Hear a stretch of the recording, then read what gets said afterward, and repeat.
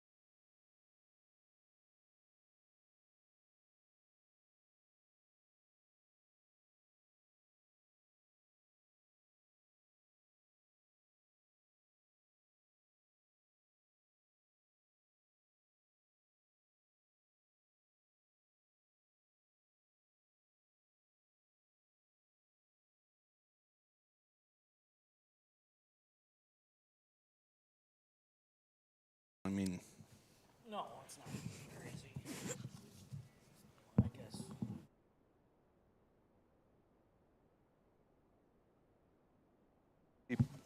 I'm not gonna say that. We're live. To remind myself.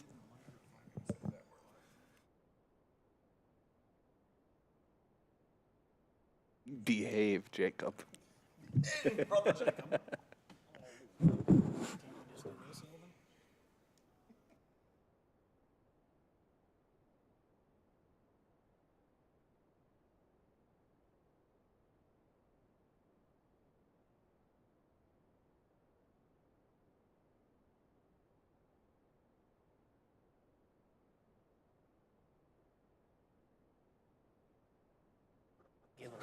No, it's perfectly fine. There's no issue here, folks. All right, how we doing tonight? Got 3 in the chat so far. Oh, dang it, Charlie, you need to scoot over this way. Ooh, I'm feeling your leg hair, Alvin. How's it going, Chris? Thanks for joining on. And we got, I'm gonna go share this and start getting people on here. Yeah, we are gonna be starting up here pretty soon, so. Oh. Ooh. It is hot. Nice. Nice out. I climbed 1, 2,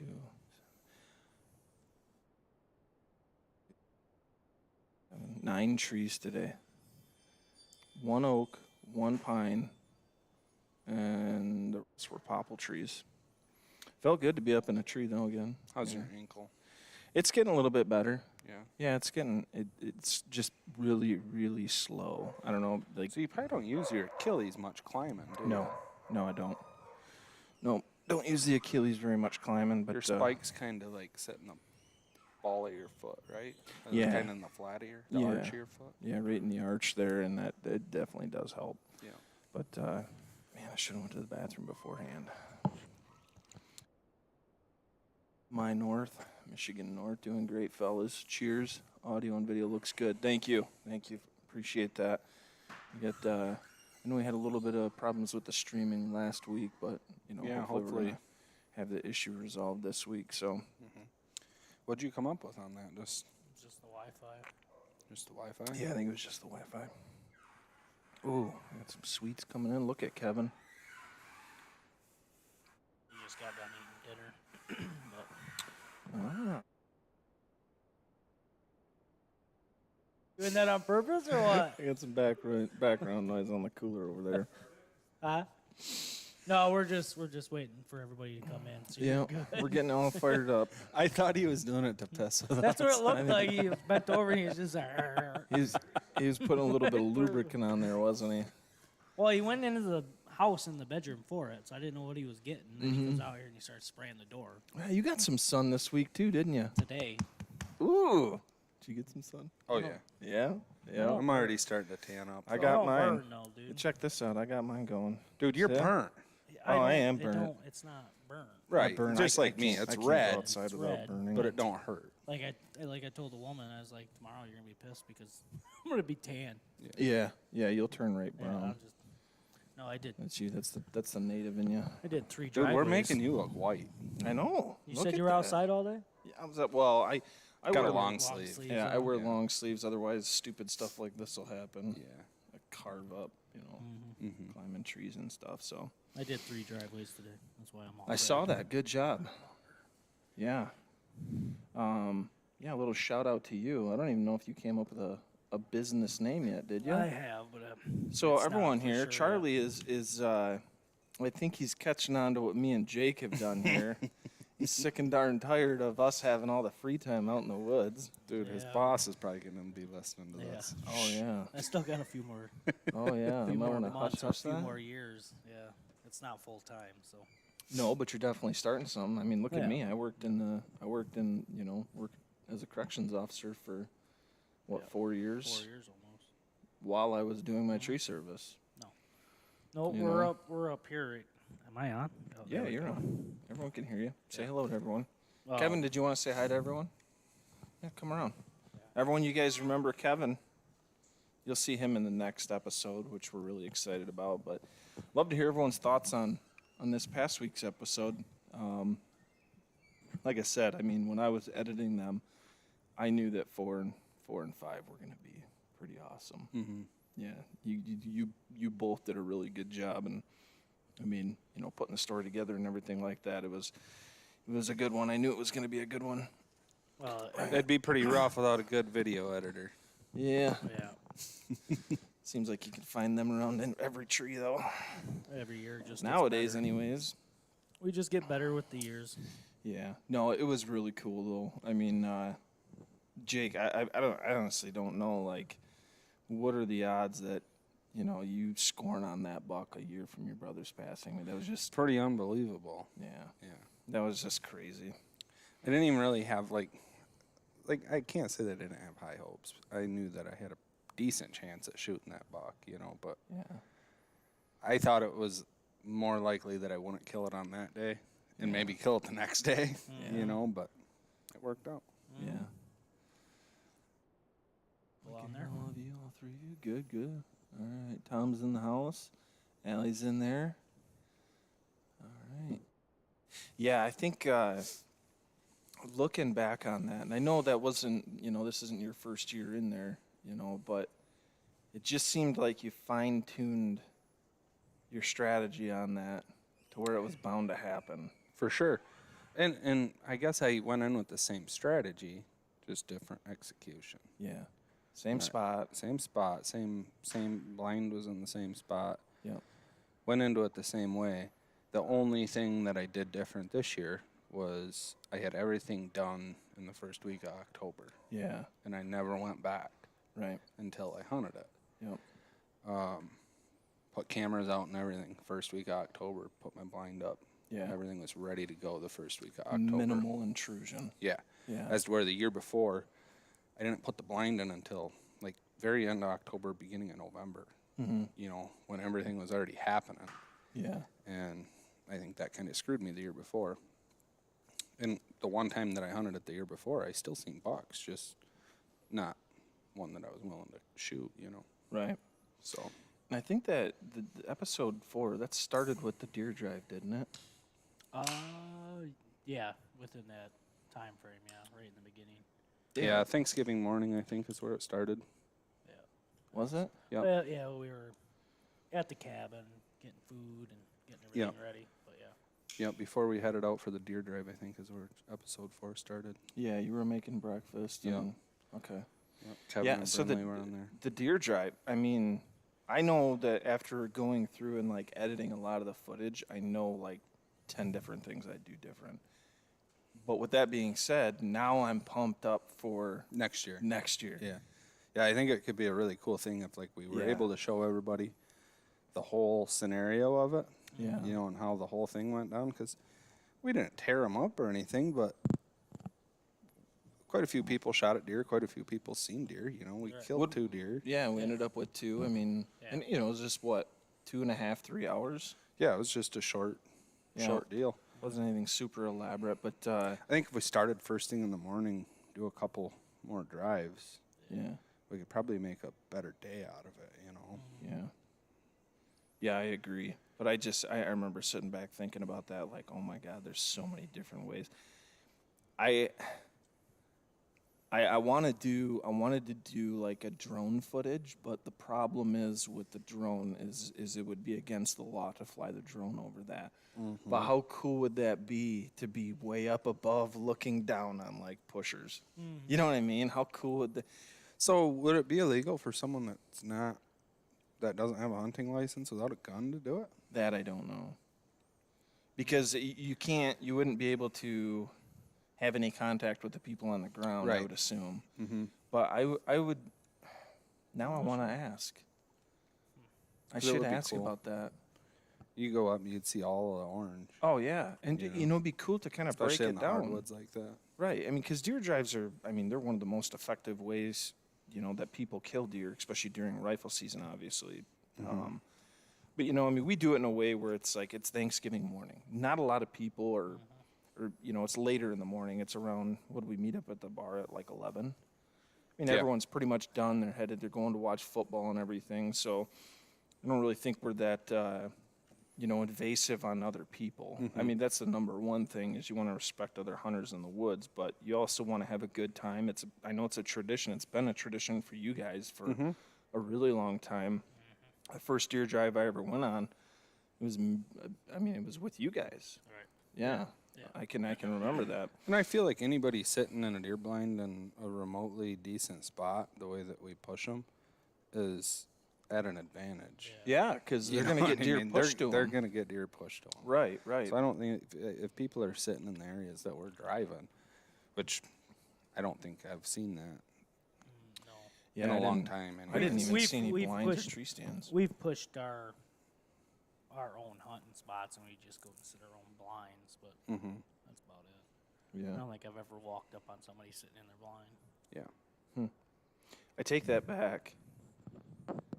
Maybe 7-8 years ago, we had a drive out by, well, I was out east, just in the Montmorency County. Mm-hmm. We drove that block right there, and it was.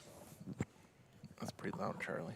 I think I was out there, wasn't I? Or is your headphones down? No, that's usually that's what I run it on is the 7. Oh, okay. All right, yeah, no worries. I We mean, had it's it on fine either way. 4. Okay. But yeah, we pushed that block and we ended up getting 2 does out of that. And my brother actually ran into someone in his pop-up blind. He shot a deer off that. Oh, really? So that was pretty cool, yeah. Oh, right on. Yeah. I don't remember if I was there that time or if we I don't know if pushed he it. found it, but We pushed that same block. I remember. Yeah. It was quite a while ago. Yeah. Which one? Oh, right there by his cousin's camp. Yeah. Yeah, the oak. Yeah. Mitten says, I'm going to miss the live Q&As. Hopefully keep doing them from time to time. Yeah, absolutely. We're going to keep doing them throughout the summer. Actually, during deer season, we might be doing them weekly just to kind of keep people updated on what we're doing and, you know, what our game plans are, what we're seeing in the woods. So that way, you know, hopefully it adds some value to, you know, you as viewers to say, okay, well, they're seeing this. Maybe it's time for me to jump on this pattern or, you know, go look for these scrape, or that scrape line. Yeah. We're gonna have more people. We'll be doing it right at camp. So. Yep. Yeah, plan on doing a lot at deer camp, doing some podcast episodes, but also some live Q&As. So Yeah. Deer drive was interesting. Thanks, Tom. You said the antis would probably say you were harassing the deer. Yeah, they're gonna say anything though. That's the problem. I mean, a lot of people that especially people that don't hunt, they don't understand. You know, when they see, you know, basically some hunting methods, they see them as harassing deer or, you know, deer being at an extreme disadvantage. And this comes from people that have never hunted a deer in their life. So they don't realize the obstacles that as hunters that we have to overcome in order to harvest the deer. And, you know, but. So I was listening to a podcast. I don't know. You were listening to a podcast. I was just getting ready to say that, dude. We got them going. I found the Houndsman's XP podcast. Yes, Oh, yeah. I'm hooked now. I've heard a few of those. Those are good ones. Not bad. So this was the one with T.L. Jones. I don't know if you guys know him or not, but No. he's a pretty big part of the plot breed, big time bear and hog hunter. Yeah. Really cool dude to listen to, and you know, houndsmen are on the top of the chopping block with the antis right now. Oh, yeah. And he brought up a good point. He says, you know, someday if they get the houndsmen out of the way, he says bow hunters are coming next.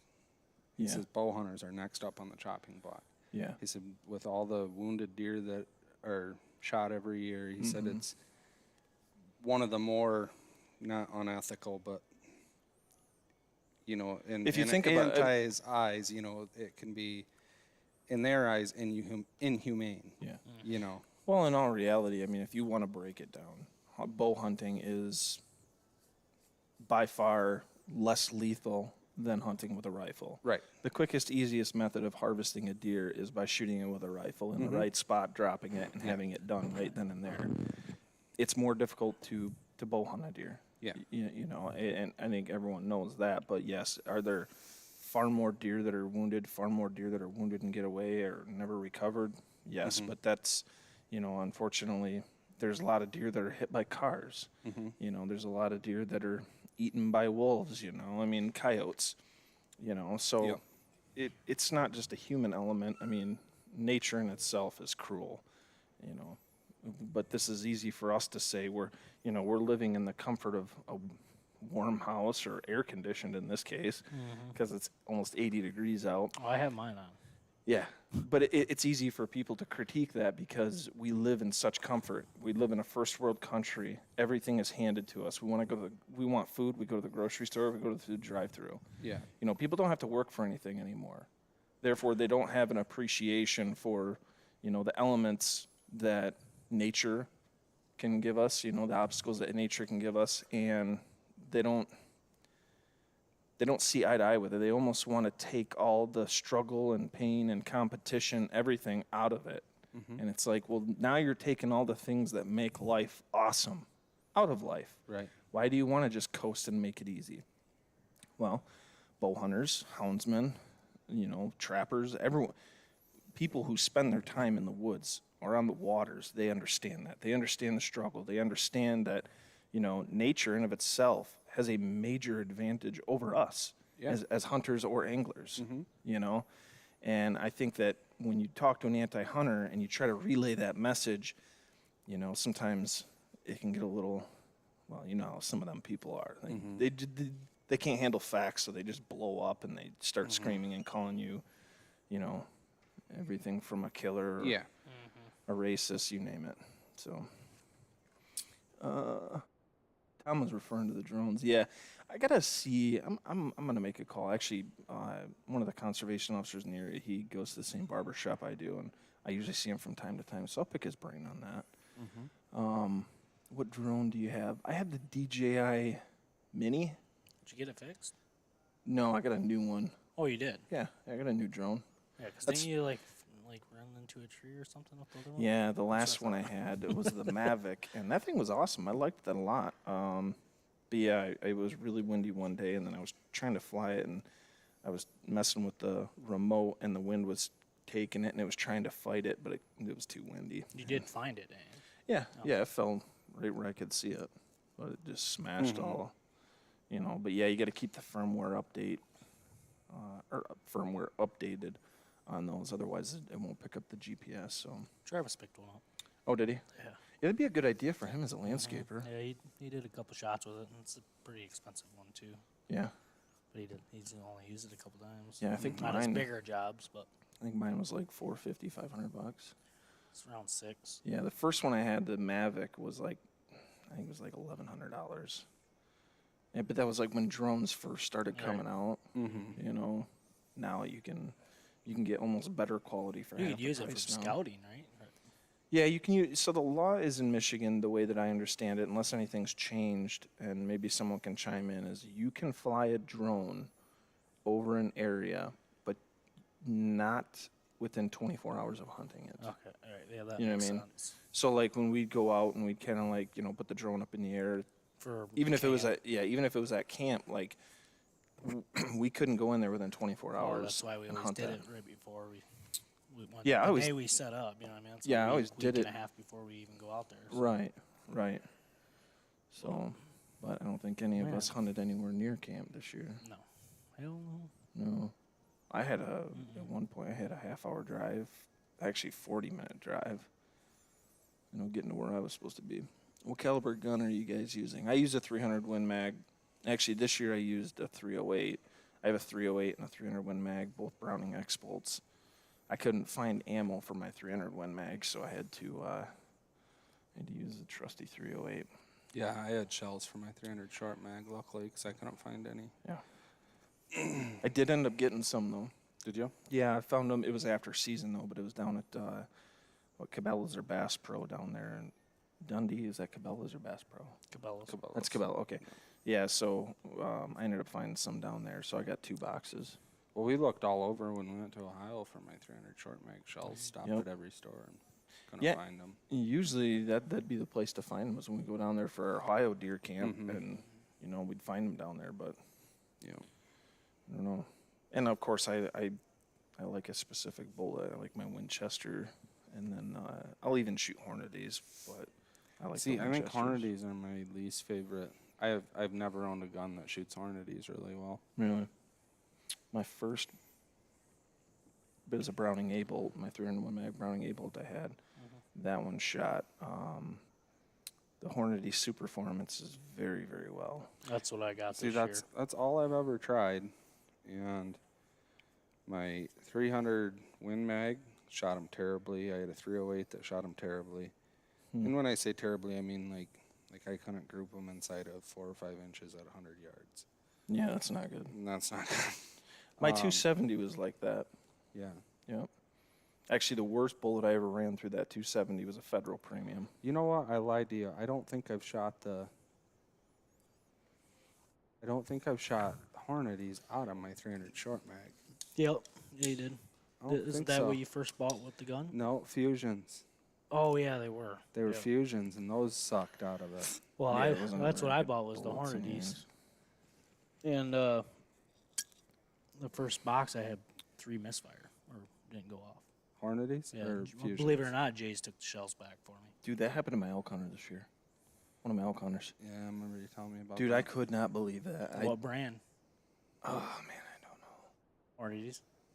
I don't know. I honestly don't remember. But I I told him, remember I who it said, you was. better take if it that was- box and just throw them away. I don't remember who it was that day when we were shooting. If it was Dave, your dad, or my dad, or somebody else had the same brand, Yeah. different caliber of gun, Yeah. and had misfires in Hardy. Yeah. So I haven't shot them, but this year after deer season, I ended up finding a box of them for fucking $54. So I was like, I'm just gonna buy them unless I can't find another one. You know what I mean? But I don't know. I mean, I know people have had issues in the past with them. Maybe people in the comments have had issues with. I like my Winchesters, but you just can't get them right now. Not in the 180s. I really like anyways. Federal Premiums. The Federal Premiums. Mm-hmm. Yeah. See, I've never had very good luck with them. I don't know why. Federal Premiums. Yeah. I got a box for a backup, just regular core locks, Yeah. drills. 180 grain. They just sit in the gun cabinet for I mean, I just don't like them. I prefer the ballistics, but that's just me. Yeah. Well, so after I shot the Fusions out of that gun, The Brownings were a shot ballistic, weren't they? yeah, but they sucked. Like the amount of damage they did to a deer was sad. 180 grain bullet, and you shoot them behind the shoulder, not even touch the bone, and they didn't exit, and really didn't do a whole lot of anything inside neither. The which ones? Those are the Browning. I don't remember what they're. They're Browning made shell, and then It was like when they first came out. Yeah. With See, rifle that's shell. why I like those. I liked. They don't make the super performance anymore. I don't think, do they? what's that? Oh yeah, they do. In the Hornady? Yeah, they don't Yeah, make that's it. the box I got. Okay. Yep. The SST. Yep. It's tipped with the SST. Yep. Okay. Yeah, those, dude, those tear up deer. So I shot that. My Big Ten Let's point tear in deer up. 2015. I shot with the Winchester Whitetail XPs. You guys remember those? Winchester what? XP deer season. Oh yeah. And that I shot that big deer in 2015 Yeah. at 280 yards. Yeah. And same thing. Remember, I hit that deer. Yeah. Like if anything, a little bit further back than I would have wanted to. Yeah. And that bullet didn't exit. Oh, really? The bullet was stuck on the other side of the rib cage. Like there was no reason for that bullet not to go through. Yeah, how I want would my not? bullet to go all the way through the deer. Yeah. I don't want it to stay in the deer. Yeah. So that same day, I went to Jay's and bought those Federal Premium Nosler partitions. Then I ended up shooting that doe at like 180 yards right in the base of the neck right here. And Yeah. it pretty much took her head off. Really? And I was like, I think we are- found our this is bullet. it. Believe it or not, I like the old Expeditions that Winchester made with the gray tips before the red tips. They came out with the red tips, and I shot my 2020 buck with that one, and it took off. That was the first time I've ever shot anything with that that didn't drop. And then I used the same ammo because I had a couple of shells left over for them Expeditions. Yeah. That first buck that I shot this year did the same thing, took off. Yeah. And didn't do any damage. Didn't do any damage. It blew the heart out. I mean, it nicked the heart, Yeah. but the exit and the entrance wound was it was like you shot it with a bow. I've never been a fan of insane. any of the plastic or polymer tipped bullets at all. No. You know, I'm a fan of a full lead or metal Yeah. tip, bullet. Yeah, I know. I don't know if it was the Winchester ballistic silver tips. Yeah. I've used those. I actually don't mind those. I still got a box. I got 2 boxes from my 30-06 still, and I love those. Oh. Those put some damage down on a deer, Yeah. but they stopped making those and they went to those red tips. Mm. I don't know what the difference is, but last couple of deer I've shot with it, just like a bullet hole. You can literally put the bullet in there and Mitten Man said he had a problem with Hornady out of the 450. Doesn't leave a lot of blood, but they don't usually go very far. Yeah, that's one thing that I can't stand is when there's not blood. blood. Yeah. Like, dude, you just shot him with a rifle. That's why, like me, like if I have an opportunity, I will always aim for the back part of that front shoulder. You know, like if they're quarter, Yeah. if they're broadside, I always aim for like that. Just where you see that crease, I always aim just into the shoulder a little bit, so that way I can hit that shoulder, open that bullet up, get it in there doing its thing. I had 0 blood on that buck. It's 0. insane.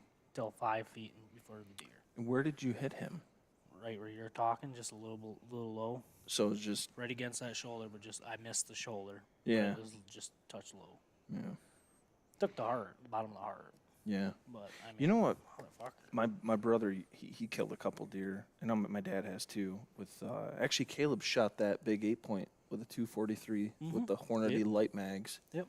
Yeah. 140 grain or something stupid like that. Yeah. I don't even think it was that. I don't know. It might have been 90. 243s are like, probably like 85. Yeah, 90 they're grain like bullet. 100 grain is heavy for a 243. Yeah, that's what he has. Is 100, I think. Yeah. Or no, it ain't. It's like a 90 something. Is it? Yeah. Yeah, But those yeah, little light mags were pretty cool. Yeah. He shot I it never before. personally And it used dropped. them.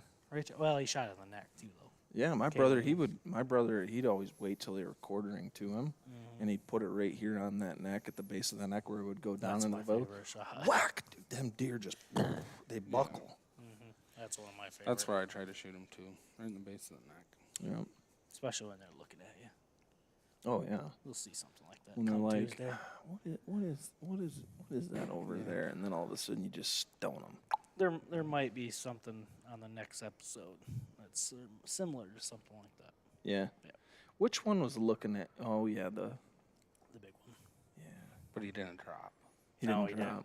No. Well, But, my I mean, muzzle, my Well, that wasn't Ohio a buck- rifle either, though. Yeah, my Ohio buck didn't drop either. But my Ohio buck drug his fucking head. Literally drug it for like 30 yards. Yeah. Oh, man. I'm telling you what, that powder is insane. Yeah, I have no issue with shooting deer in the base of the neck. And I'll tell you what, like a full frontal shot too, like the way you guys are looking at me right now. The deer's looking like this, I'll try to put it right here at the base, right where it's gonna go in and take out the heart and the lungs. Yeah. Because I'll tell you what, you look back to the 2018, that Buck Roslin shot just stoned it. Yeah. Done. That Well, he And set, that was he what? set That one. was a 308. 308. Yeah. Yeah. For some reason, I thought that was a 270 or something. Where'd you shoot that 8-point that sat on his ass? That was right there too, wasn't it? Or did you shoot that Which right behind the one? shoulder? Clear cut. Oh, yeah. Baby drop. The one this year? No, baby drop. No. Yeah, we saw the baby drop. Oh, it was yeah, a little. that was in the base of the neck. Yeah. Fucking set it And right then the out. first one this year was, he was quartering away. So I still tucked the bullet up behind the shoulder. Yep. Like right into behind the shoulder. So the bullet actually came out here. Went in here, came out here. Oh. That dumped him. Yeah. And then my second buck, the buck from episode 4, that was right here in the Right in the base, base of the neck. Yeah. I'm telling you, man, you shoot them like that, they just don't go anywhere. That was the same way. So it went in here and then came out right here. Yeah. Well, if you think about it, so far we got my buck, your dad's buck, one of my does, and then 2 of your bucks. You dropped both of your bucks. Yep. My doe ran like not even 10 yards. She did a little spin and basically went down. My buck, he only ran like 20, 25 yards. He was done. Your dad, he dumped that buck. Hasn't gone very far. We got pretty lucky this year. Mine's the furthest. Your sister's buck was And the my only- sister, yeah. that's where I tried to shoot mine too. Yeah. Oops. Yeah, well, hers was a track job. Yeah, hers was the only one that was an actual track job. But then, Charlie, obviously they're going to see yours. But, yours weren't too bad either. My first one was. After my first one, we were on our way back to walk out. How far did it go? Dude, It like went 300 yards. 300 yards. Did it really? Yeah. That's crazy. I was we shut the camera off. I'm not 100%. People will see it next episode. Not 100% if we talk about it on the camera, but so no blood. I was so pissed. I didn't want to go in there. Yeah. I didn't want Well, to go you in did. there. Well, you and Kevin backed out. I don't Yeah, want to give we too much waited away. we waited on Jake, but at Yeah. the same time, we went so far into the swamp, too much that I wanted to, Yeah. because my big guy was there. Yeah. I was so mad. I was pissed. Yeah. So we were on our way back. Jake's like, I'm just gonna walk this way, check it out, and then I ended up stumbling up on it, but it was like 350 yards. Yeah. No blood, 0. Wow. Yeah, it was pretty rough. Pretty rough going. I hate that. Oh man, Especially the rifle shot. yeah, 75 yards. That's why I just want to touch bone. Yeah. Touch bone, bust them up. That's why I go for that front shoulder, because even if they are going to run, they're not going to go very Right. far. You know, when they're demobilized. Yep. You know, you got both of their front shoulders. They're not going very far. That's the beautiful thing about those. So Yeah, That's why I shoot a 180 grain bullet too. Yeah. yeah, Bust I shit just, up. I don't, Yeah. if there's a brush there, I'm shooting. yeah, I don't give a shit.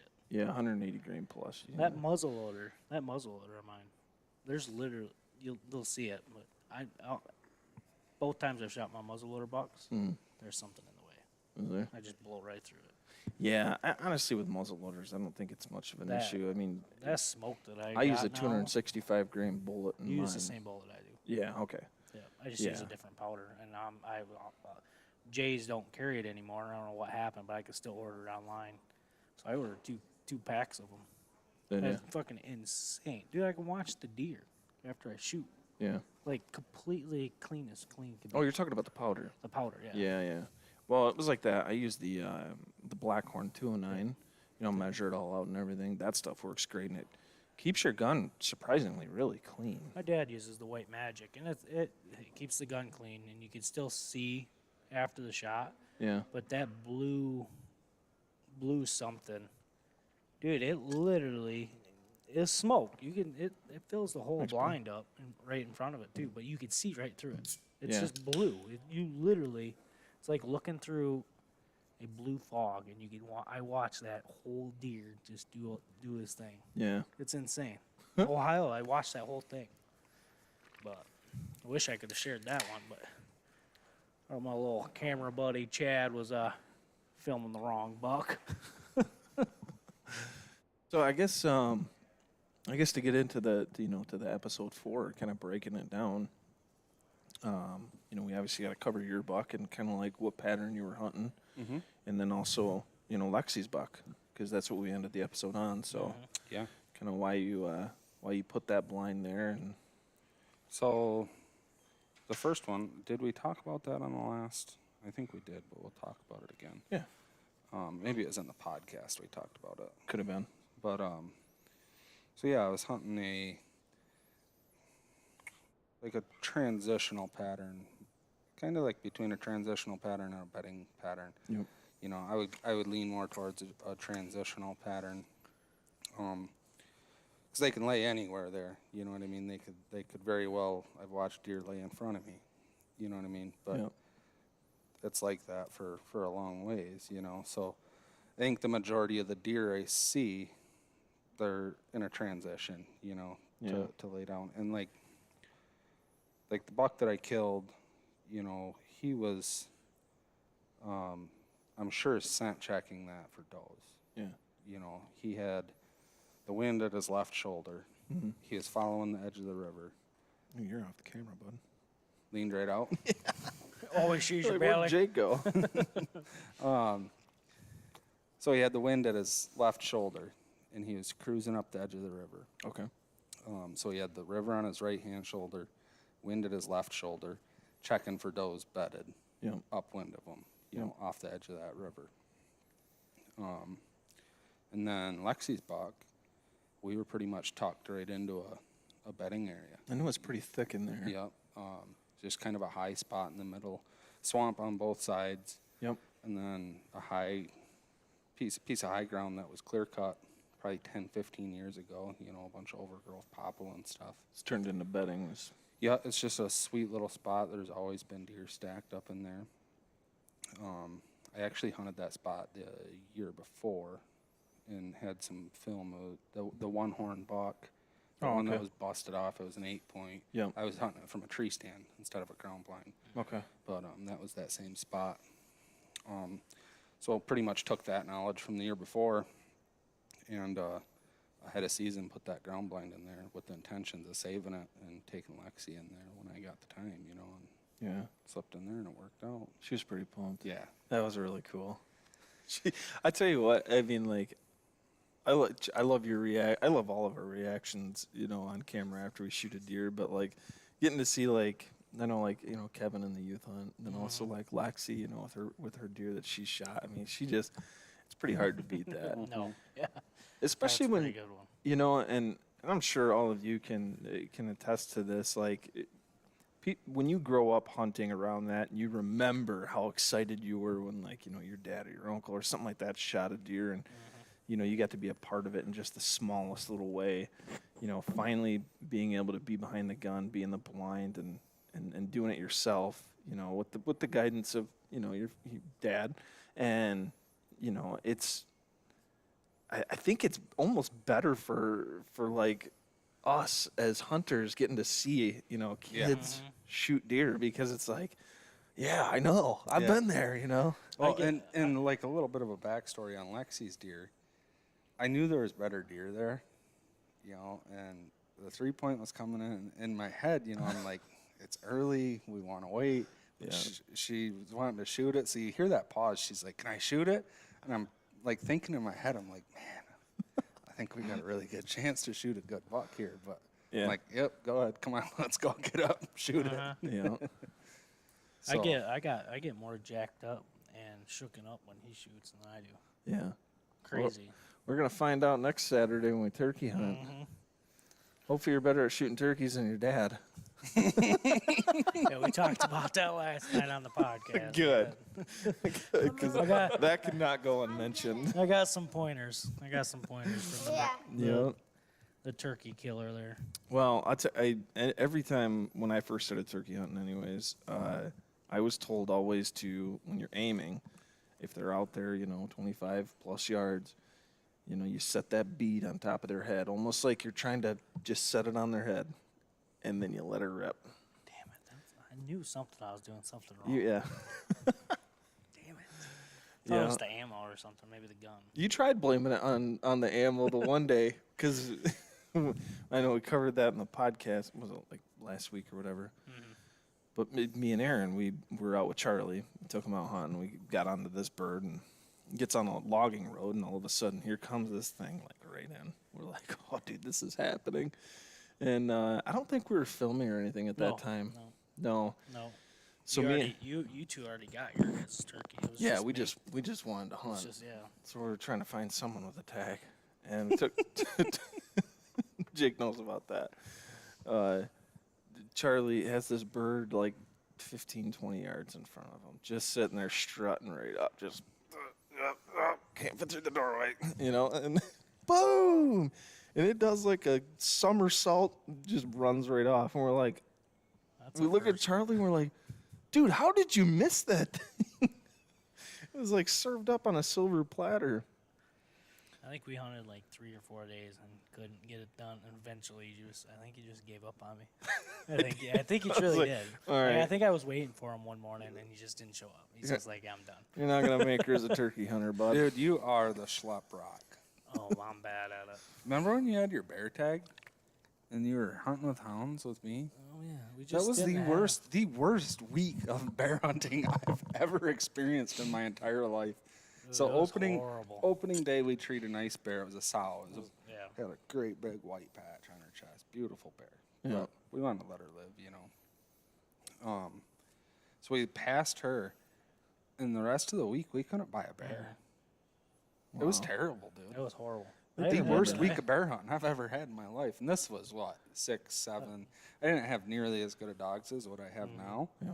And it was just I still was treeing bear pretty consistently with the dogs that I had. It was an off year too, because it literally was just him and I think his dad. I don't think many people had tags that year or something. No, What's that? I don't think many people had tags that year. It was a terrible year. It was just a fluke. And I didn't run a lot of baits. You know, I didn't do a lot of scouting. I didn't. I trained hard in the summertime, and then like he was the only one that had a tag, so I didn't put a lot into it. You know, and I didn't have any clients that year. I wasn't even taking clients. I wasn't comfortable enough. Was that the year you were building your house? To take them. I think it was. I think it was. Yeah. I think it was the year he was building his house. I ended up killing it with a bow in bow season. Yeah, I remember that. I mean, I ended up getting it done. It was horrible. Yeah. Horrible. Yeah, we treat a bear like right off the rip opening morning. We're being all picky and stuff. It was probably 170, 180 pound sow, you know. Yeah. And we're like, we got all week to hunt, which I think we had 2 big ones on camera. You had what? You hunted the first 4 days, and then back on the weekend. And then So he went to, we just had a tough time having, like, we didn't have bears hitting baits or anything. Like, everything just shut down. Right. He goes back to work, and I didn't have any other hunters. I'm like, well, I'll go to work too. We go to work, 400-pound bear shows up on a bait. Oh my And God. we went, because I was still, running baits every night after work and stuff. So go there, run the bait. And he was running some baits too, and I took a picture off the viewer and sent it to him. I'm like, dude. The first day we go back to work, look what shows up. I was working at St. Ignace too, so I was coming home every day just to get baits done and stuff. Yeah. And he didn't come back. No. Hit the bait that one time. No. Or That one and he done. comes back tomorrow morning, he's dead, you know. You think tonight. maybe he got ran out of his area and then he just ran along, came No, across your he- bait, or did you have him on camera So before? I think it's the bear that we killed this year. That same bear. Oh, okay, Yeah, okay. he's a stroller. Yeah. He covers a ton of ground and just hits a bait, moves to the next bait, and just keeps on Yeah. covering ground. And a lot of them big boars are like that, They just Yeah. It's they know amazing they how don't much. want to be in one area for too long. No, it's amazing how much ground they cover. I know just Yeah. from listening to what you said, like that's from where you've had that bear on camera before to where you actually killed it. Like 30 miles. The way That's the a crow flies. long ways. Yeah. God. Yeah, I don't know. That's a long way, and I believe it. And there's no mistaking it. The bear had unmistakable markings on Right. him that you couldn't mistake it. Yeah. If I didn't have pictures of him here and pictures of him on the other side of the state, Yeah. it'd have been like, who would even believe that, Yeah. And what's the odds that all the baits in the woods, he shows up at two of mine, Right. so far apart, Maybe you got what he likes. Maybe he tracks my truck down. He probably does. I remember the smell of this rubber. Just stuck his nose in that west wind and kept walking. Yeah. Yeah, pretty much. I should draw my bear tag for the UP this year. Yeah? Yeah, I'm pretty pumped about it. If I don't get it done with, because I think I'm gonna use my bow this year. Yeah? If I don't get it done with my bow, we should probably schedule something to run up there like on a mid-October weekend or something. Yeah, you'll have to pay attention to the wolves and see like what the situation is with them. Yeah. 'Cause that's the only reason I don't go to the UP anymore is just because of the wolves. Yeah, how stupid is that? I mean, that is hound hunters. You have to worry about another animal eating your dog. That you're not even pursuing. Yeah. How stupid is Like that? if they get eaten by a bear, then You understand. And dogs do get tore up. Don't get me Yeah. wrong, but we're talking about an animal that we don't hold accountable. We don't have we don't have a season for it, and they just run rampant. they have absolutely no fear instilled into them. Yeah, they don't care. Humans or dogs or anything. I've talked to plenty of deer hunters or bird hunters from the UP. They're like, yeah, them wolves, they know you're there. They'll just sit off a certain distance away and walk parallel to you and just try to figure out what you are. I was like, oh my God, that's an animal that has, like you said, no fear. So I know a guy up there. I'm not gonna mention his name, but he got into some trouble one night. I think it was in an afternoon, like an evening hunt. Yeah. And had wolves move in on his dogs, and he went in there to try to get his dogs and break up the wolves, Yeah. And they turned on him. He ended up climbing a tree and waiting them out until they left. But he ended up climbing up a tree to get away from the wolves. I've made my opinion on the wolves very loud and clear, and I think I stand pretty toe to toe with a lot of hunters out there, especially the people of the UP. Like literally, if you want to take, I mean, the Upper Peninsula economy relies on a lot of bird hunters, a lot of bear hunters, deer hunters traveling up there every single year. If you wanted to decimate an economy, what do? You introduce wolves and then leave the population unchecked. So you're literally spending money on wolves. Yep. As they're taking money away from the economy. Yeah. Makes sense, doesn't it? Yeah, It's that's almost, a it's so great idea. stupid. It's so stupid, it's almost like it's designed. Yeah. Isn't that crazy? That's another one, like Isle Royale. How dumb was that? How dumb is that to take an island with moose on it that are overpopulated, Yeah. spend a shitload of money introduced wolves back onto the island Yeah. when you could have sold Tags. a lottery hunt Yeah. for moose hunts. A lot of and money. made hundreds of thousands, if not, $1 million Yeah. on a moose hunt. Yeah. You could. Instead, I mean, we spent that money. Isle Royal could have been a hunting destination, a very coveted tag. Like, And instead similar we- to our elk hunt. Yeah. I don't know how much money is made off from our elk drawing. Well, I mean, you look how many people put in, and multiply that It'd be times pretty $5. Simple to find out. Plus the Pure Michigan hunt. Yeah, the Pure Michigan hunt. That's endless. Yeah. I mean, people, they can keep just dumping money into that. Yeah, I have. Listen, I don't hate wolves. They're an animal that needs to be kept in check. Need to be managed. They need to Or be managed. Oversized coyotes. That's all. That's what they are, Did we? and they're very, very territorial. Did we get any messages or any questions on Messenger or anything? Oh, my phone's like about ready to I die. think people are getting sick of us. Yeah, my phone's completely dead. I know. I mean, we put together a pretty good marketing campaign to get people to to the videos and everything like that. So, and it's turned out great. I mean, like the feedback that we've gotten has been awesome. The amount of views we've gotten, the amount of likes and everything has been just, remarkable. Actually, and that's what I'd like to ask a lot of you. How did you guys like, the series format compared to, the single hour and 20-minute episode? Because I've been hearing from a lot of people that they really, really liked this series. Yeah, I haven't heard anything negative or anything bad about it. I think it's Yeah. all positive. Yeah. Yeah, and the amount of views that we've gotten over it has just been... Don't get me wrong, we could have easily made a 2-hour movie out of all our Would have been kills. longer than that. But I mean, Yeah, I mean, I feel like we left some stuff in there that There wouldn't be a maybe story. was a bit monotonous, because of the way we did it in series. But I don't feel like there was 3 hours worth of 2.5 hours worth of content that we could have cut out. And, right. it had to have been a 3-hour Yeah. It would have been 3 hours. minimum. I can't think of what their name is. Jared from Adrenaline, whatever guys. Adrenaline. Oh, Scheffler. Yeah, their video that hasn't came out in a while. Uh-huh. It's gonna be like 4 or 5 hours, 6 hours long. Yeah. DVD. you Yeah, know what that's I a mean? DVD. I wonder if lot he's of going to do people a like digital that. download. Sure. I hope. I don't mind buying the DVDs. It just takes forever. Like Yeah. right now, you can only pre-order. But I'm just using that as an example. You know what I mean? Guys, You keep hitting people, stuff with the table. Hitting the Guys table. still He's buy like it. pounding the table, dropping, just well, people need to start asking questions. playing hot potato.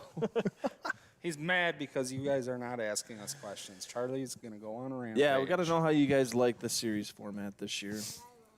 It was I'll tell you this, it was like 10 times the amount of work for me, but I enjoyed doing it. I really enjoyed it. I enjoyed the process of it too. As far as like releasing it. Yeah, I know you guys do. That's why I gave you guys the podcast reins. I'm like, no. I ain't adding any more to my plate. We had a pretty good podcast last night. We will fine tune it, but I was surprised. yeah. We had a lot to talk about. Oh yeah. We were thinking I an had fun. hour, but we went 2 hours. And I was talking with Alvin about it earlier, and I'm sure Charlie felt the same way, but being a non-avid turkey hunter, like I had unlimited amounts of questions to ask, Yeah. Yeah. being that I'm not a avid turkey hunter. So it was an easy interview for us, to ask questions. And I honestly think we could have sat there for another 2 hours and never ran out of questions to ask and stuff to talk about, Yeah. Well, So if you guys are listening, that'll come out Monday, right? The Turkey Talk podcast. The fence wasn't it? It was a tree farm at one time, Yeah. wasn't it? What? yeah, what was the They asked fence about with? the fence. Where did that fence come from? Oh, the deer drive. Yeah. So that used to be like a zoo. Was it really? Back Yeah. back Like- in the day And Brad actually worked on it Oh, when he was a kid. when he was a kid. what did they have Man, in that there? was a long time ago then. Everything, like giraffes and all kinds of stuff. What? Oh, I didn't know that. I thought Yeah. it was just because of the tree farm that was on it. No. Oh, See, I heard something about it, but I mean, So I there's didn't- I've like- never heard that. I thought it was I always- somewhere else. There's not big there. sections of it that are gone. Yeah, yeah. You know, Right. like there's huge sections where they had to take the fence out to let animals, you know, after it went back wild. Yeah. But then you've got like Man, the back section right there that we pushed. You Yeah. know, there's 2 sides of a fence there. Yeah. Actually, 3 sides of a fence with big holes cut in the fence for Yeah. animals to go in and Now out. So I they remember. purposely cut those holes when they were. I imagine when they sold. When they shut the zoo down, Oh, okay. they had to cut those holes to allow animals After he To get in says and that, out. I remember now, but I Yeah. didn't even think of that. I thought it was because of that new tree farm that they put on there a couple years ago. Yeah, I forget the name of it, and we probably don't want to say the name of it. And Yeah, I'm you sure don't s- need to say the name. Sure, but some people already put it together. But, yeah, it's not a secret spot by any means. Colin said series is great. Tom said series is good.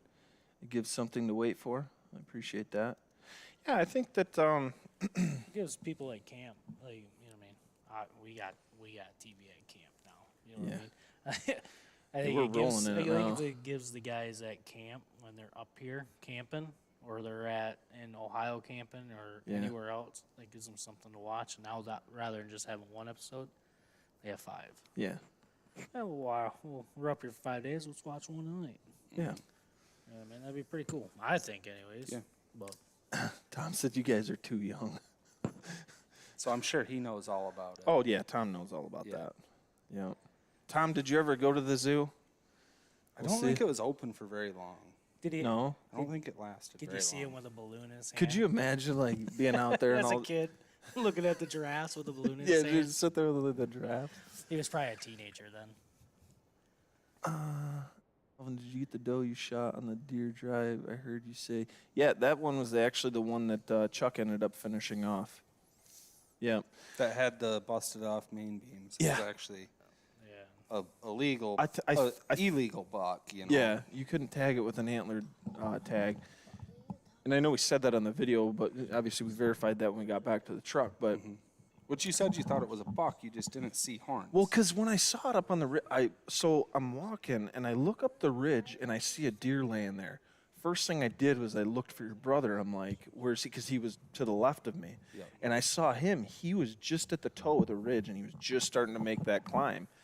And I was like, if I'm going to shoot this thing, I got to shoot it now, you know.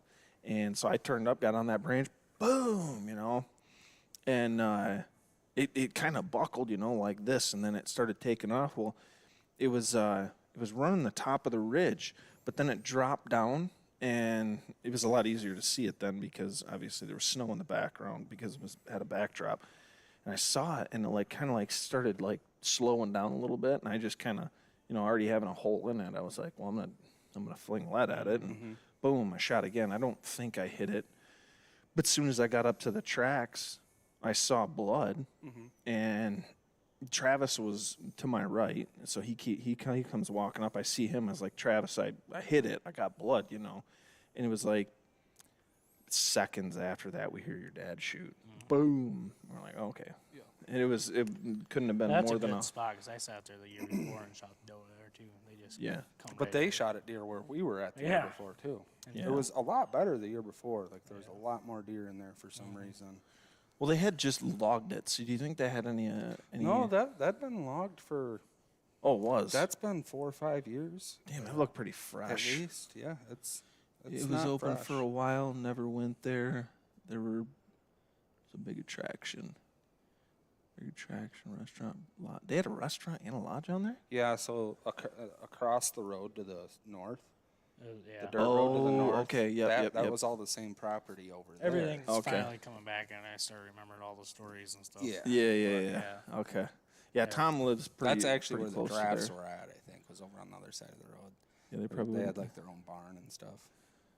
Could you imagine that? Could you imagine if a giraffe got out?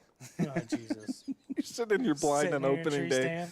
and here comes a giraffe, and you're like, Hey, can you pick So, that up? I dropped I that think- earlier. lay back on the peyote. Brad and his dad were building, and I think Brad was just young at the time, just a kid, but they were working on building like the world's largest water slide. And make sure my put in nuts there. are still on.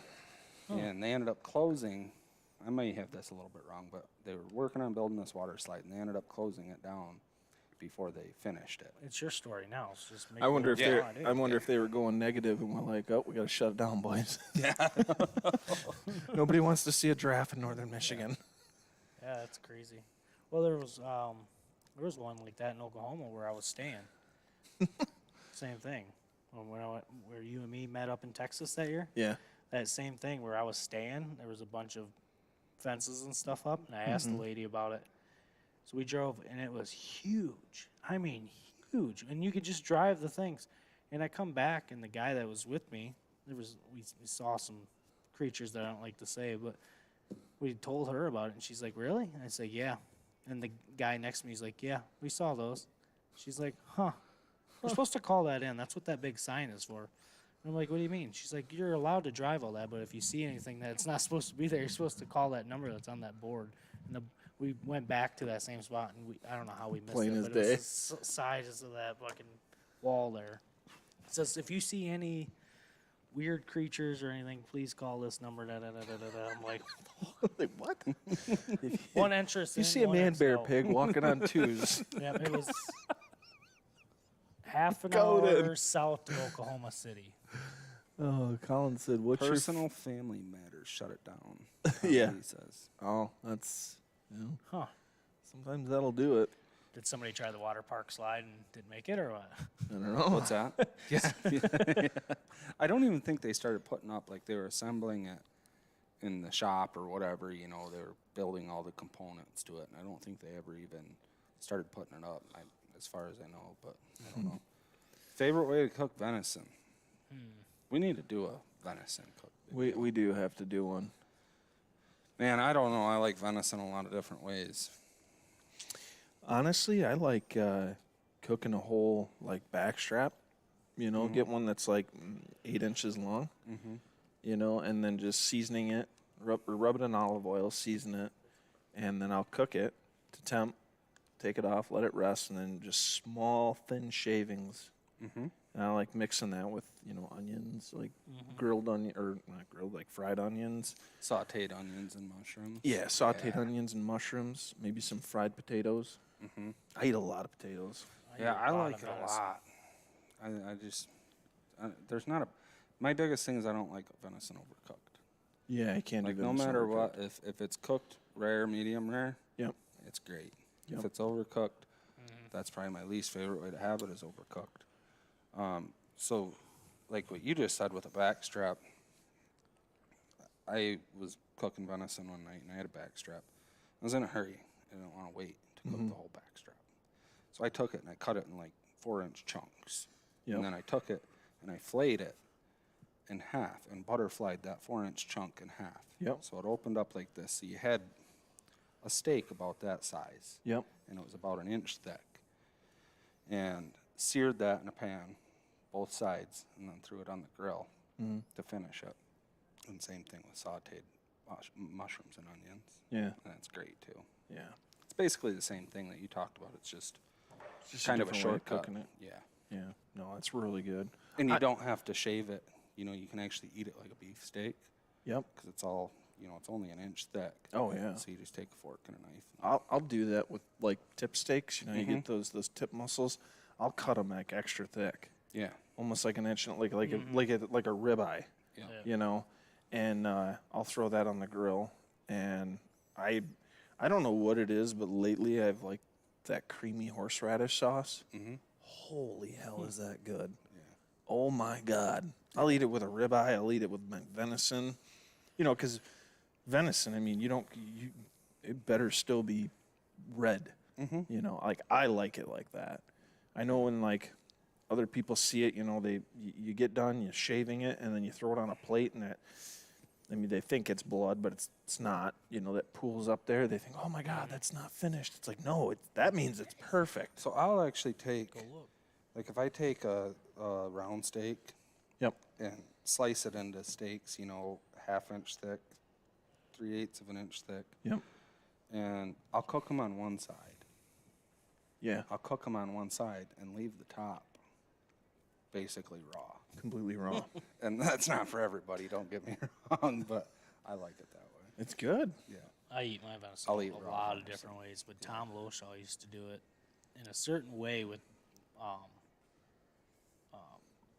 baking, or I don't know exactly how, but dude, I used to get so excited when he used to cook it at the shop all the time, just Yeah. because it was different. Yeah. And your dad used to cook it. Almost Yes, the same that's way. exactly what I have.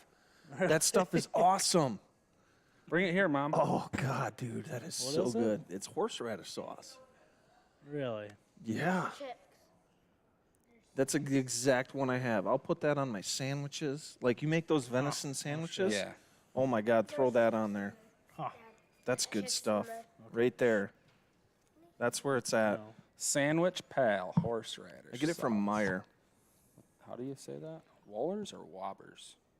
I think it's Wobers. Wobbers? Yeah. I think that's a B. Yeah, I think so. Looks like a B. Yeah, Wobers. Yeah, that's good stuff. Do you process your own deer? Yeah, I unless it's in the early bow season, I get one. I'm 50-50. Yeah, I'll usually take it to Andy so that way, I can let it hang. I took mine to Tyler. The only this- time I this take year. one in is during the youth hunt. If the kids shoot a deer in the youth hunt, it's like, that's so jam tight. You got elk season, Oh, and then yeah. I'm literally taking the kids on the youth hunt Yeah. as bear season's opening the next day. Yeah. So I got clients there with bear tags at camp, Yeah. and I'm taking the kids deer hunting. And it's just That's it's crazy. gotta be- So I'm if they shoot one in 50-50. the youth hunt, I take it to the processor. Other than that, I cut them all up. Yeah. I like to let them hang. I love letting mine hang. Let 'em hang. Dude, I've let mine hang for 3 weeks. Tyler. I'm Oh, not I've lying. let mine hang all winter. Yeah, I've literally hung deer in my garage. just all go and winter cut long. steaks off them. Yeah. Yeah, dude, that is the best way. Yeah, I've had them in my dad's garage when it's cold enough. You shoot them in rifle season. I mean, it's Christmas and I'm out there skinning them up like, okay, I should finally take care of this now. So I let one hang the one year. Shot it in rifle season, and I cut it up in the spring when it thawed out. And it was still all good. Yeah, it was great. Trim the black stuff off the outside. Yeah. Yeah, I had like a layer of black. Vac done. seal or paper wrap. I do both. Both. I don't know. What do you use, Owen? For your vacuum. Your vac sealer, because that's what I have is the your old one. So Oh, I have. I still got bags. I forgot. I think mine. Food saver. No, it's No, it's- maybe it is a it's a food nice saver. one. Well, it's whatever company has makes my grinder. Okay. So what is Oh. that? LEM. LEM, yeah, LEMs, LEMs or whatever. That's the vacuum sealer that I got. I vacuum sealed everything this year. What I used to do with the freezer wrap is I would take like a roast or the steaks and I'd put them on cellophane, and then I'd wrap it up, kind of get all the air out of Oh, it. right. Then I would wrap it up in the freezer wrap. Yeah. And that helped with the freezer Well, that's burn. how we do Ohio. Yeah, Ohio, we do all that. Shit. Steve McMillan has a. The freezer wrap's definitely way Pepper for us. faster. Yeah. But as far as holding, and I use bags for all my ground venison, all my burger, I put in bags. Yep. I don't vacuum seal that, but That's a he gave me one of his vacuum sealers. Yeah. the one thing, like a lot of times I like to leave the round steaks whole Yeah. and the roast whole, and it's hard to vacuum seal them. You got to waste a huge chunk of bag Yeah. to vacuum seal those bigger muscles. So sometimes I'll freezer wrap those. Yeah. Yeah, sometimes I'll, I don't, I've found that later and later, the more and more I've gotten into processing my own deer, like I'll leave those muscles whole. I used to cut them into steaks. I used to, do chops or butterfly them, but now I'm just like, cook it whole. Well, and even if you don't cook it whole, if you freeze it whole, you can pull it out of the freezer, and they're easier to slice half frozen. Yeah, yep, They're easier to slice into steaks if you want to cut them up. yep. It's one of the reasons think I went that's to just it. Tyler. Well, for one, he didn't mind it because he didn't have to cut it all up. But that's how Right. Tyler does mine. Well, that's pretty Yeah. good. Yeah, I know, and I know I've mentioned this before. I don't know if it was on the live or the podcast, but Brian Weber, he has that west of town venison. He would always make it at bow camp. I tried that. He gave me that recipe. I tried it. It was really good. Yeah. But I mean, it's like it's hard to keep it underdone. That's the problem. Yeah. but it's very crispy and it has that like. And that's like the one way I can eat venison overcooked. Yeah. Is the way you're talking about. I'm sure it's pretty similar to or in what I'm burger thinking. form. Or in Yeah. burger form, yeah. Yeah. I made the kids, I called them buck strips. I don't know if I told you guys about it this year, but I don't know if you did. Did he? just no, just took round steak. You know, I wouldn't You should waste see a back Bradley strap eat it. onto it. Right. But you take the round steak and you just cut it into strips, like 4 or 5 inch strips. Yep. Quarter inch by quarter inch by 4 or 5 inches long. Yep. And then chicken fry it. Or roll it in flour. So yeah, roll it in flour and then egg wash it and then roll it in flour again. There you go. And season your flour, obviously. Yep. And it's pretty good. It's like a chicken strip, Uh, but it's like venison. You know, it's See, Tom, I think your dad used to cook it almost like Tom, with the flour and yeah. stuff like that. Yeah, were my dad would do it very almost similar. so close to that, like the way your dad cooked and the way Tom just had a seasoning that he used, and I My wish I dad knew would. what it was.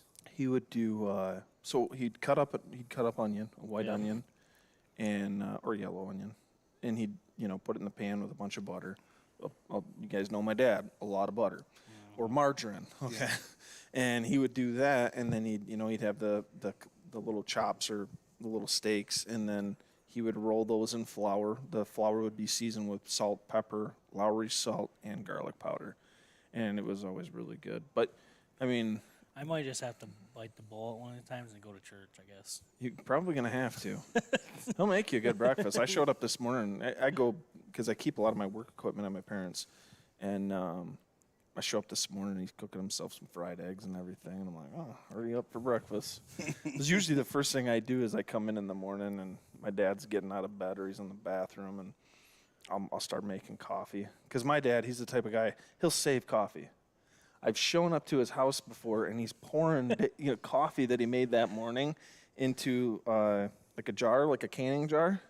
I'm like, what are you doing? He's like, I'm saving that coffee. It's good coffee. Right, it's no. What did he say that one time? It's no. I was standing in the doorway and I got my cold coffee in my hand. He's like, it's no different than that stupid thing you just bought at the store. Yeah. I guess. He'd take it, he'd pour it into his cup, throw it in the microwave, and call it good. And I'm like, I've Dad, microwaved coffee before.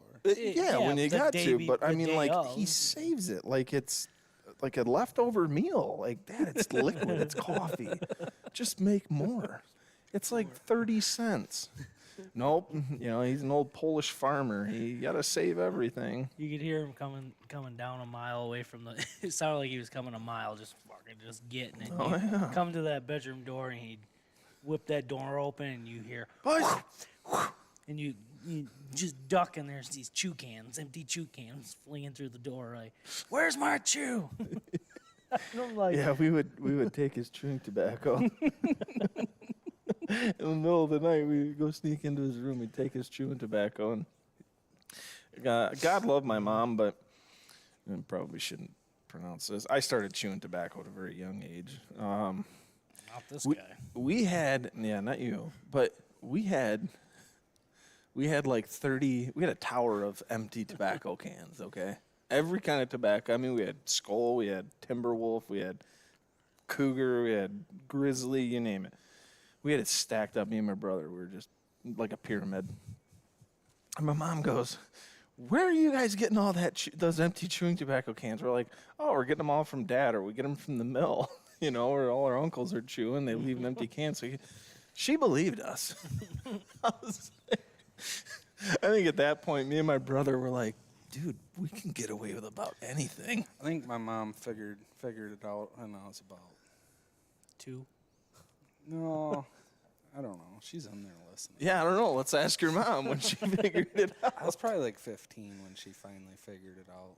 Yeah. Doing my laundry, I'd leave it in my pants. Yeah. Yeah, I was about 16, 17. My mom was like asking me and my brother, like, my dad, he Your knew. dad knew. My dad knew. But he'd was get like pissed off every when we Go chew to all bed his with a chew. full can of chew and wake up with a pinch. And if there was a can somewhere, he was Something ain't looking. making sense here. Man, I know I had a full can. Well, I didn't chew. I didn't chew at all, but I just like taking the scan from him. Yep. I don't know. Yeah, I used to take it all the time. Fuck, I still do. Well, you Last still time I was still there. take people's cigarettes. You Oh, take the yeah. wrapper off and put it back over the lid of the cigarette pack. It's a good day to quit. Our dads will go to open their cigarettes. I remember we did that you did that at trout camp one time. I don't think it was to your dad, though. It was to one of his buddies. Whatever guy that was that pissed his pants and passed out in the front seat of that one car. Dude, it was crazy. I think that's Who when you was took that? it, too. I don't know. This guy remember. got really drunk, and because you said it. You're like, oh, he's going to pee his pants. We're like, all right, whatever. You know, sure as shit. This guy gets really drunk. I don't and think like, he was a part of the camp. I think he got tuned up and just had to stay there. I don't think it probably, was- but you called it. You knew him. Oh yeah. But Charlie ended up taking his Obviously cigarettes. pissed his pants before. He did, dude. He pissed his pants. Sitting right Charlie at the camp. called it. Right at the camp, like at the fire. Yeah. Just sitting there. Just drunk, swaying back and forth like this, and you just see it running down his leg, and you're like, me and Charlie, we're like what, like 14? 14, yeah. You know, and we're like, all right, whatever. We had our little tent set up. It was freezing cold, that trout opener. So it was a big tent. Yeah, Big tent, yeah. okay. Wasn't a We- little two-person. No. Elvin had his side, I had my side. But by morning, we were back to back. Yeah, but you know what? At that It was age, fucking it was cold. only really 1.5. I mean, like, I'm a giant, and he's, good, come here. My blankets are chilled. Hey, leave that out. Oh, God, that was funny. Yeah, to get drinking beer and start talking deer hunting and all sorts of good stuff comes up. Well, you guys got fish. You got camp coming up. Yeah, we got walleye camp coming up. I got to go get some GoPros. Yeah, we're gonna need some GoPros for that operation. I gotta get my I just boat picked out. one. We want to get. Just another hero, but it's a hero 4 or 3 or something. Hmm. But We're gonna need your GoPros yeah, for walleye opener. I'll get some. the sound probably ain't the best, but you get visual. Yeah, that's the most Oh, important. you're gonna thing. hear me when I hook into a 30-inch walleye. I don't care about your guys, but I want to listen to the old man's chit chat back and forth, Oh yelling man, at if we each other. if we and- can get a do it. GoPro in their boat, Even has to be. it's gonna be like comical itself just to watch the two of them all night long. I can't wait. That's what I'm doing tomorrow. I got a couple tree jobs to go look at in the morning, and then I'm going over to my brother's to work on my boat. Get that thing ready to go. Yep. Get it fired up. Get the plunger on it and get it sucking some water. So and we got a little spot right here. We're gonna go dump our boats into, dump them in the water and all rate- in the make lake. sure they float and Or stuff. race Yeah. each other. Well, maybe. When are you doing that? I don't know. I haven't even got mine out of the garage yet, so I'll say. we'll see. I think Brad's is gonna be ready tomorrow. We do have an Easter dinner. Well, I an see. all-day Easter I see. dinner. He's got the garage door open. Our boat's charging. It's on Kevin's nightstand. Oh, It's is it? charging up, yeah. Your- It's a little RC boat. Oh, there you go. I don't go fishing. We'll flip that around. Yeah, you've never I been a know. big fisherman. No, I'll go fishing in August. When we were in middle school, we'd go out to the west branch of the Sturgeon there. We go fishing, and it's actually the property that Jim Harbaugh owns now. Mhm. It's pretty cool. But me and Charlie would go back there after school in the spring, and we go trout fishing Get chased out. and get. No, we never got chased out. I knew the people that owned it. Anyways, so we'd go back there and we go trout fishing. Well, one day Charlie's walking under a branch. Oh, dude. And he literally gets a rusty hook caught in his ear like he pierced his ear. It was insane. And it was like, oh no. Like, here we go. But you had your tetanus and you're good on that department. So So, we used to go camping every Memorial weekend Mhm. when I was a kid, and Dave, so my dad and Dave and Brad and all them guys would go fishing Yeah. in the middle of the night, yeah. and Dave comes back to camp, and he's got this nasty, gnarly looking like crankbait, just two It's hooks the holiday buried in coming his up ear. in May. Memorial weekend. Yeah, that's when we were camping. It was that time. Yeah, that's what he said. It's fucking Yeah. insane. Yeah. Two great big old treble hooks just buried in his ear. Oh my Buried. God. And they're hammered drunk. Don't get me wrong. They're completely They not had it feeling coming. ripped, you know. But I just remember him. They're pulling on his ear, and his ear's like just like a piece of rubber. Oh, and they're pulling on it, and he's just like, because it was Dwayne that hooked him. Yeah. And I remember these words very clear. He just says, "Oh, Dwayne." Oh my God! Like it's Well, no it says big he had deal. to be there, you know. But he's drunk. He ain't feeling none of it, No, you know. And he's no. just like, "Oh, Dwayne." Oh man. Yeah.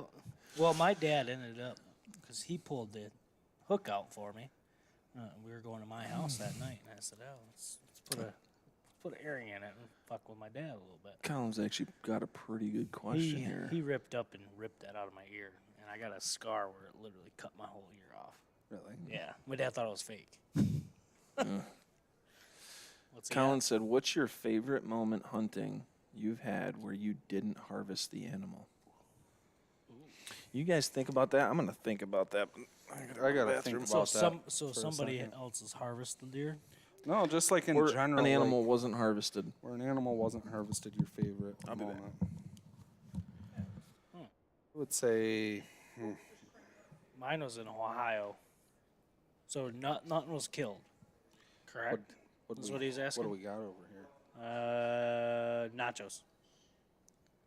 So mine is gonna be Ohio. My third year in Ohio. So I'm sitting there the day before. I ended up missing a buck. That's on YouTube. And then the following morning, I sit right back in that spot, and I'm sitting there, and about 8:30 comes out. The sun's already up. You can hear the turkeys. We were just talking about that last night. You can hear the turkeys in the back. Elvin just texted me, "Did you hear the turkeys?" I said, "Yep." And I hear something off in the distance up the ridge, and I'm like, okay, I'm listening. And it sounded like two deer fighting. So I text Elvin. Elvin's like, it's maybe somebody snuck up in there before we got here. I'm like, okay. So I'm sitting there about 9 o'clock. I hear it again. I'm like, man. I'm listening real hard, nice and quiet. Now I can really hear it. It's not two horns touching each other. It's a deer rubbing up on a tree. So I grabbed my antlers that I had. I was just getting ready to rack him, and he's just ripping this tree up. I said, I'm gonna throw out a grunt, flip around in my stand, and I'm just gonna rub my tree. Because he's like right there where he is. He's like eye level, but he's up the ridge. So I turned around the tree. I grunted a couple times, gave it a second, and I just destroyed my tree. Just giving it hell.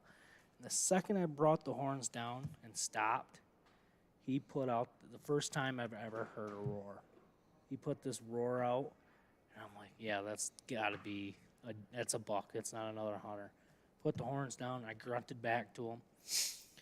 And I can hear him kicking the dirt and just kicking it. And I'm like, man, is he ever going to come out? About 15 minutes later, he steps out in like a perfect little hole at 50 yards. And all I see is his horns. And he's just shaking his head and just, it's morning time, so the steam and stuff's coming out of his nose. But he ended up coming down. So he's eye level. He starts coming down. And he just hits my wind. Just whips around and takes off. But that was the first time I've ever heard a buck roar. It was that morning. It was in Ohio. So I've had some, without, I wouldn't say like some of the coolest ones were obviously deer that I messed up on and missed, but those wouldn't be my favorite moments because obviously those moments suck. Yeah. Although they're cool, and you get the same pump that you'd get if you'd have killed that deer, other than the adrenaline rush of walking up on them. But as far as like not even shooting at deer, I think I sent you guys the video. That was the year my camera was broke. I wasn't filming. My camera was broke. You guys were in Ohio, and I was here. I had that big, heavy, just a monster of a big mature buck tending that doe. Yeah. One ridge over from me at like 60, 70 yards. Mid-morning. And I'd already seen a couple other bucks. Like, I've had a lot of really cool moments in the first week of November that are probably, a lot of them are my favorite deer hunting moments, you know, just good rut activity, you know, vocalizations and, you know, just get to see it all. Yeah. But this one in particular, I'd already seen a couple different bucks running around grunting, chasing does, and pretty soon I see this this doe and this buck. He's just kind of walking behind her. Like, he knew. He's like, yeah, she's mine. He's just strutting behind her. They're coming down this ridge. Keeping up with her slowly. And I'm just praying to God. I'm like, please turn and come down this little draw right here and pop up on the ridge that I'm on. Because they're one ridge over. It's not very far. Yeah. You know, there's just a small draw between us. And I'm kind of set up on the little saddle that goes from this ridge to that ridge. So I'm just praying to God that this doe walks across this saddle right to the base of my tree, you know. She comes right down, gets right to the saddle like she's going to turn. She just lays down right there. I'm like, no. He Keep comes up coming. behind her. Boom, he lays down. I'm like, all right. I was like, all right. I said, maybe I can get him worked up. You know, I watched him for probably half an hour without doing anything, just watching him. And he'd stand up about every 2-3 minutes. How far away did you say they were? 60, 70 yards. Okay. Just out of bow range. Yeah. And as this is all going on, there's like 2 or 3, I guess you call satellite bucks, Yep. running around. This doe's smoking hot, you know, full-blown estrus. And these satellite bucks are just cruising around me. They downwind of me, everything. They had no care in the world that I was even in that tree. Yeah. They would even look up at me and just like, Whatever. whatever, dude. I'm willing to risk it all. I want that over there. So knowing that these other bucks are on, like they would try to get to her, like they would cross this saddle that I'm sitting on. It'd have been awesome footage if I'd have had my camera at the time. You know, one of those times, just whatever, it didn't happen. You know, but Yeah. the one buck comes down, he crosses that saddle to go get to that doe, and that buck stands up and just like bluff charges him and spins him around, and he comes running back at me. Yeah. He turns around, he goes right back over, and he's getting ready to lay down. I start snort wheezing at him. And he postures all up, and he starts walking down and gets right to the edge of that saddle, probably to like 55 yards, and he just stops there, and he's looking around. He looked away, I snort wheezed, but he would not come across that saddle. He just turned around, get back on that ridge. He didn't and want to get too far away from he his doe. he wouldn't get more than 20 yards away from that doe. Yeah. But I watched that for, it had to been 2 hours this went on, you know, before they finally got up and went up over the ridge, the opposite direction. Yeah. She actually got up, and one of the other bucks came in from the other side. He chased that buck, and she took off running. He turned around, seen that she was gone, and then boom, he took off after her. Like, uh-oh. Yeah, and that was that. It was a really good buck too. He had to have been like 18, 19 inches wide, kind of short tined but heavy, but definitely like a 4.5, 5.5-year-old buck. Good Michigan Yeah. buck. I bet I can guess yours. I don't know. What are you guessing? Your story. Story of what? The topic of the question. Yeah, but what are you guessing? I am guessing the time you and your brother went in and saw that one. Oh, King Leonidas? No. That I only saw him for a glimpse. We never even Yeah, we but you never killed him. we never even got a picture of him after that. And we had like, I don't know, 7, 8 different cameras in that area. Never saw him. Yeah, And those he was are in really- velvet, right? Yeah, full blown velvet. It's August 28th. Was that the year Caleb? That wasn't the year Caleb shot his. I don't remember. I will tell you this though, this one isn't necessarily like the coolest hunt, but this was the coolest opportunity I had to hunt a specific deer. Was that big 9 I was after? That ended up getting killed on the 3rd day. Oh yeah. Yeah. Yep. I went in. Me and Joe, we hunted the night before, and he had a nice 6-point Valentines. It was a nice little buck, you know, but he came up and we had him. We were snort wheezing at him. I got it all on film too. Actually, I'm putting that video out. I don't know when it's scheduled for, but I did a video out of it. This buck came up this draw and he was working his way up an Acorn Ridge. Oak Ridge, Yeah, Oak Ridge, and we stopped him. We were snort wheezing at him, grunting at him a little bit, and he paced back and forth for a half hour. But by that time, he was further up the ridge. The thermals had already started coming down, so he had put himself in a bad spot. Yeah. Oh, So he kept pacing back and forth. He didn't want to move because he knew that he didn't have the wind in his favor. Yeah. So he kept pacing back and forth. I mean, he go like 50 yards this way, walk another, back this way, then back. And we're like, oh my God, dude, but he wouldn't get any closer. Finally, it got pitch dark out, and, we're like, whatever, we're going to go for broke. So we snort wheezed at him again, and then he was like, yeah, I don't see anything down there. Haven't seen it. We actually saw a bobcat that night. Yeah, we saw a bobcat like an hour or two before that. Got that on film. That was pretty cool. Yeah. I was staying at camp that night. Were you? Me and Caleb were, remember? But You guys stopped by. it was the next morning that I had one of the coolest encounters of my life, and it started a hunt that lasted like over 3 weeks. And I was out there almost every day after this animal. It was that big 9.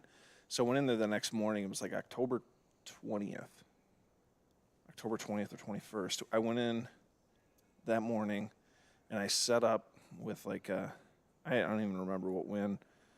It might even been wrong, but I'm sitting there and it was like maybe a half hour into light. Perfect daylight, perfect filming. And it was really thick. I was on the edge of a cedar swamp, and there was like an old logging grade, and there was like a little opening out in front of me to where if they followed the edge of that marsh through that cedar swamp, they would pop out right in front of me. Mm-hmm. And he did. The problem was where he was at, there was pine trees and everything in the way. And so he proceeds to go past me, and I'm like, oh my God, it's a nice buck. And he stops and he starts making a scrape. And I could hear him, licking the branch and everything. And I'm like, oh my God, this thing's like 15 yards under me. But it was so thick, there was no way I was getting a shot. He had to come out in that opening.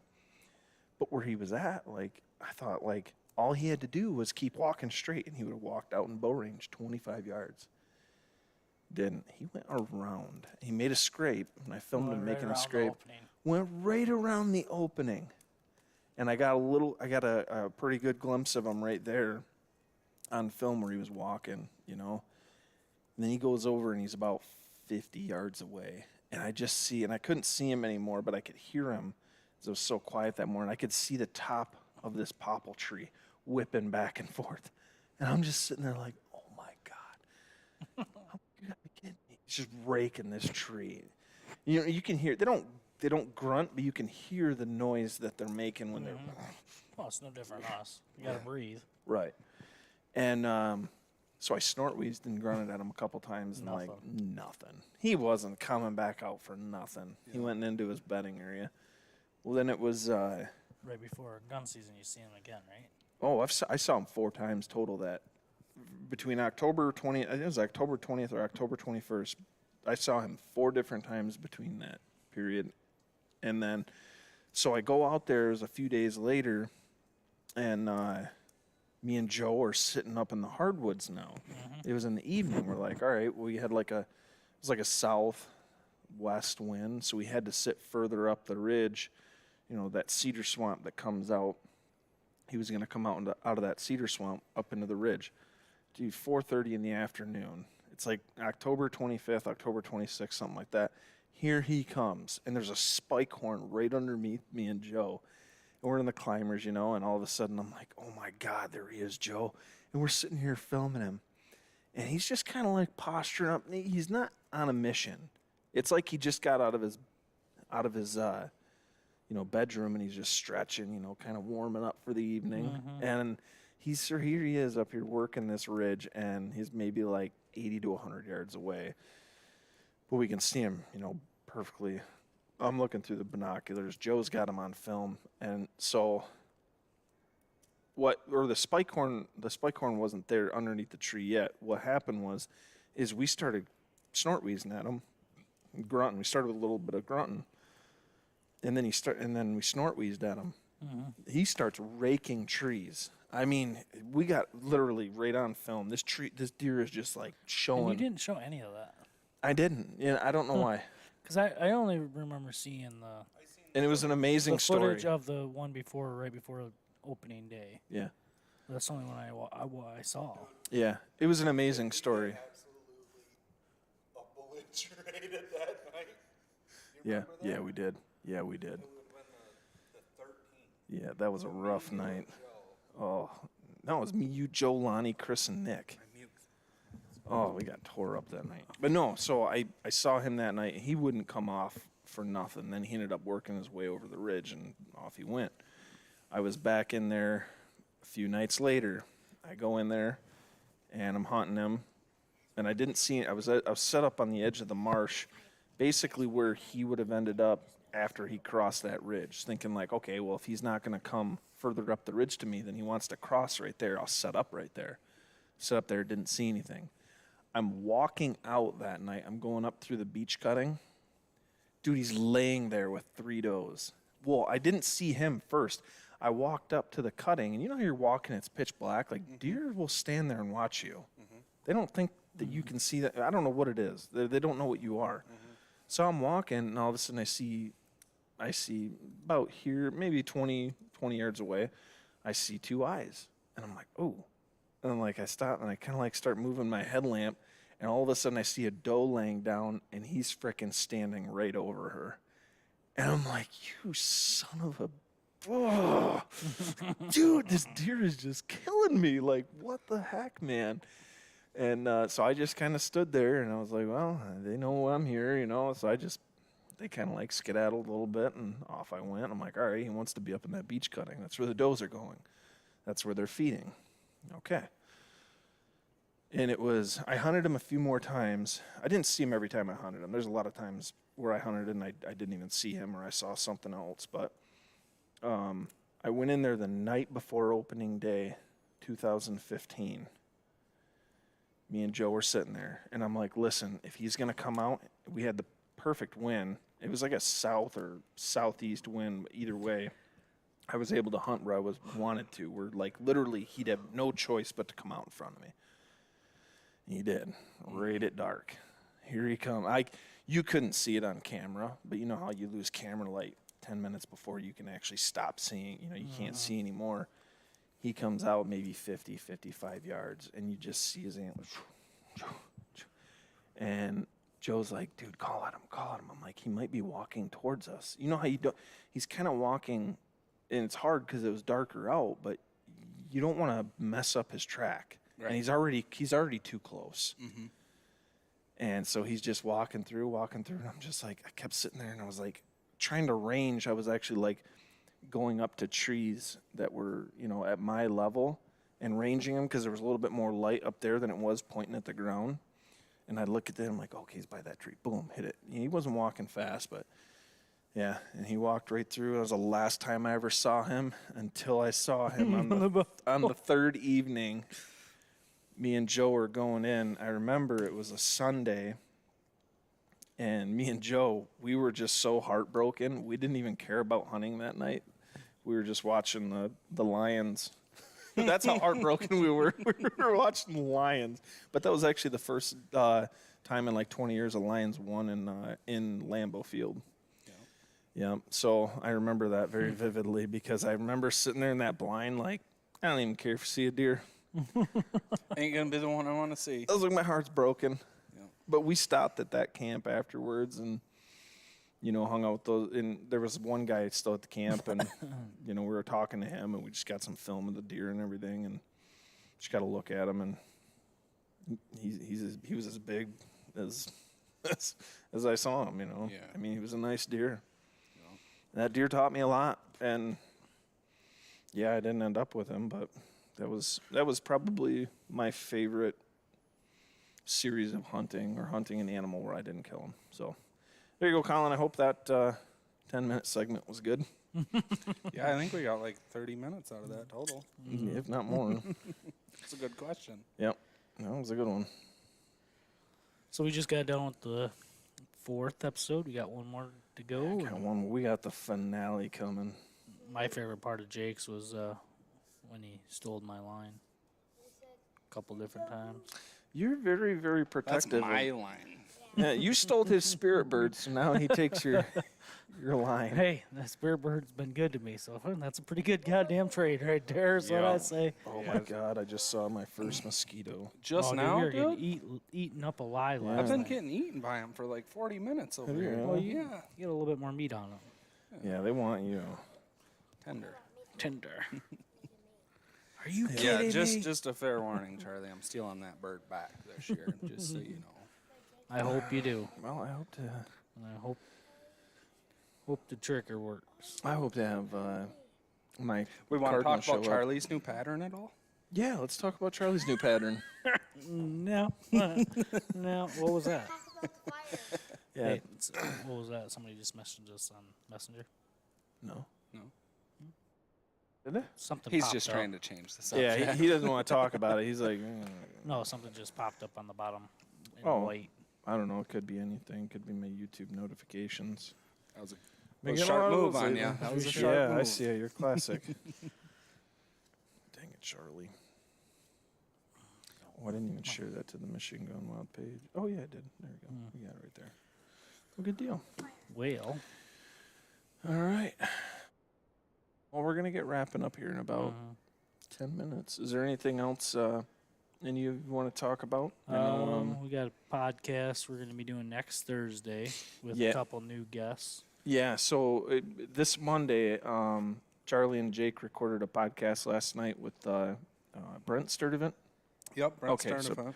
he is a state champion turkey caller. So that podcast will release on Monday. So getting geared up for turkey hunting. That was the whole topic. He's a really good turkey caller. I've had the pleasure of elk hunting with him. He had a buddy that drew a cow elk tag, so Tommy and I took him out hunting. And he's very, very knowledgeable when it comes to turkey hunting. And obviously, we turkey hunt. It's probably not the thing that we're known for by Definitely any, not by our any bread and butter. Right. No. So anytime we can learn from someone who has a significant amount of knowledge in the topic, we're I definitely enjoyed it last night. Yeah. Yeah, I had a lot of fun with him. I learned a lot just in the couple hours that we got to talk with him. And I think our biggest thing with turkey hunting is like we get into it, and then once turkey season's over, like We don't bring That's it it. up. We I don't. don't really think about it. We don't anymore. you know, practice, it's like we 2 don't- weeks that you're turkey hunting, and you Yeah. know I don't practice my turkey calling year round, and I don't practice even like hardly leading up to the season. Like But Like, you catch him. Don't forget I have that vest. Yes, And okay. But you catch him during bear season. He has an elk. I see him all the Thing time it in, is. in deer season. I actually He's- shot a turkey last year in I'm talking bow about season. Jake with his mouthpiece. He's always has it in his mouth. Like, what's Oh, in your yeah. mouth? Ah, my mouthpiece. Yeah. Like, he's just. But It's it comes to elk elk yeah, season, because he's always I practicing. love to bugle. Yeah. Like I love to call elk, but But we don't do it during turkey. like turkey hunting is not like I don't love calling turkeys. Like it's Right. not. I like it. It's fun, Yeah. and I get excited about it now. Yep. But once it's over, like I'm not It's thinking over. about calling turkeys next year. Right. You know, You put the calls away. You're like, all right, that was fun. Yeah. But like Until a next screaming time. bull elk never leaves my head. Like And that's in then my head all year long. This Thursday we got So I'm gonna carry an elk bugle tube around with me Are during ya? turkey season Okay. for shot gobbles. Oh yeah. They're used to hearing elk bugles around here. Yeah. That's a good idea. And I even didn't if think they about that. weren't, it'd be fun to let a bugle rip Yeah. and locate them. Oh, Ryan says he worked late. Missed out tonight. you can always go back and watch it. Yeah, we had a pretty good. That was a pretty good episode. I mean, we had quite a bit to cover. Yeah. You know, we're looking forward to turkey season and everything, but you know, hitting home on the topic of episode 4. I was really excited about episode 4. I'm even more excited about episode 5. I think it was really cool. Just really good stories. I mean, obviously we love the whole process of filming and putting together a story, but when you get a certain story that sometimes takes 3.5, 4 years to come to an end, Yeah. that's right. I mean, that's pretty awesome. Yeah. You know, I just mentioned my story with that 9-point, that big 9 that lasted 3 weeks. I mean, you have a deer that was 3 seasons. 3 seasons, 4 years, Yeah. and then I mean the horn that Jake we 6.5 years is what we're saying. 6.5 years old. Yep.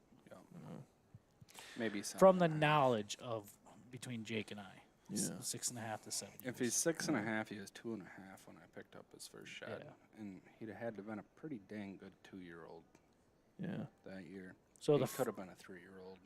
If he was a 3-year-old when I picked up the shed off from him, he's 7.5. That's insane. and I chased him for 4. The first year Yeah. it was just pretty much just finding where to set up and all that stuff. But yeah, chasing him for 4 years. Yeah, sometimes you just got to figure it out. Yeah. And I think it probably brings some value to viewers next week after they get to see that series of hunts, and we can break that down a little bit more, Yep. so that way they can learn from it. Because most of the time, I mean, like me, opening or second day of opening day, I'm sitting on a transition pattern that I've had success on before.